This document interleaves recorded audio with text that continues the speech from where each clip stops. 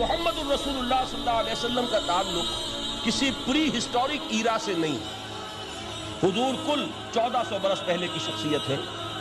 تاریخ کا یوں سمجھیے کہ نصف النہار، the very midday of history, کہ کوئی چیز بھی ان کی پردہ اخفاء میں نہیں ہے.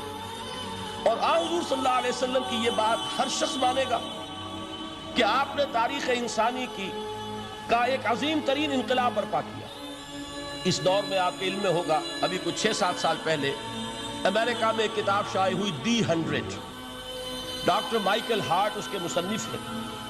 مشاہیر عالم کے موضوع پر اس سے پہلے بھی دنیا میں بہت کتابیں لکھی گئیں.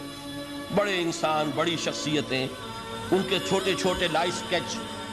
لیکن یہ کتاب اس اعتبار سے بڑی یونیک ہے، منفرد ہے، کہ انہوں نے 100 افراد کا انتخاب کیا، پوری انسانی تاریخ کی عظیم ترین 100 شخصیتیں.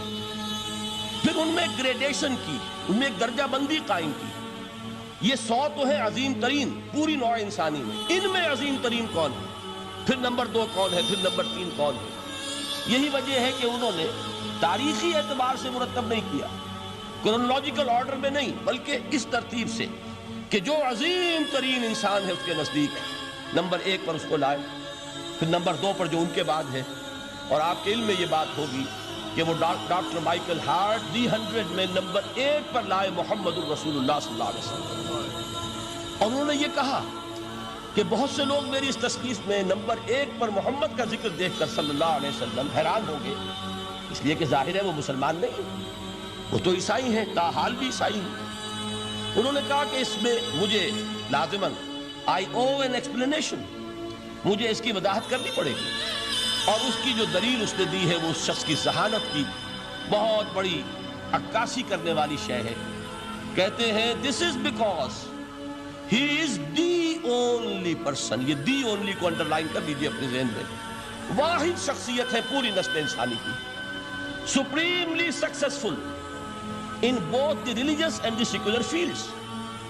کہ زندگی کے یہ 2 خانے جو آج کے انسان نے اپنے ذہن میں قائم کر لیے ہیں، ایک خانے کو وہ کہتے ہیں یہ مذہبی خانہ، یہ انفرادی ہے، عقائد ہیں، عبادات ہیں، کچھ سوشل کسٹمز ہیں.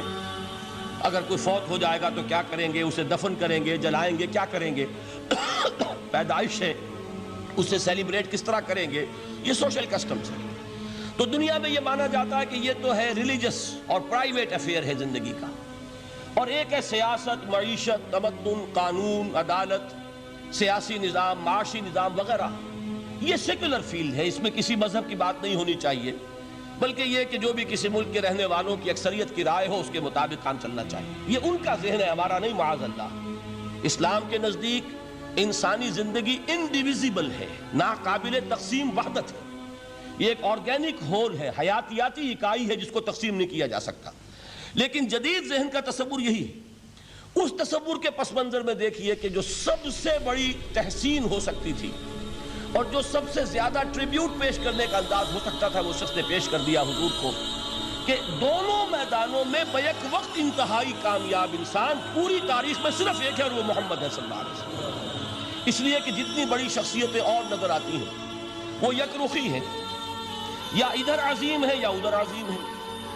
جو ادھر عظمت کی حامل ہے دین میں، مذہب میں، اخلاق میں، روحانیت میں، جیسے حضرت مسیح خود یا گوتم بدھ، ان کا سیاست میں اس میں کوئی دخل نہیں، کوئی انقلاب برپا نہیں کیا، کوئی نئی حکومت قائم نہیں کی، تو وہاں انہیں 0 دینا پڑتا ہے. اور اس کے برعکس سکندر اعظم ہے، اٹیلا ہے، چنگیز ہے، ہٹلر کو بھی چاہے تو شامل کر لیں، جس کی فتوحات جو ہے وہ جنگل کی آگ کی طرح پھیلی ہے.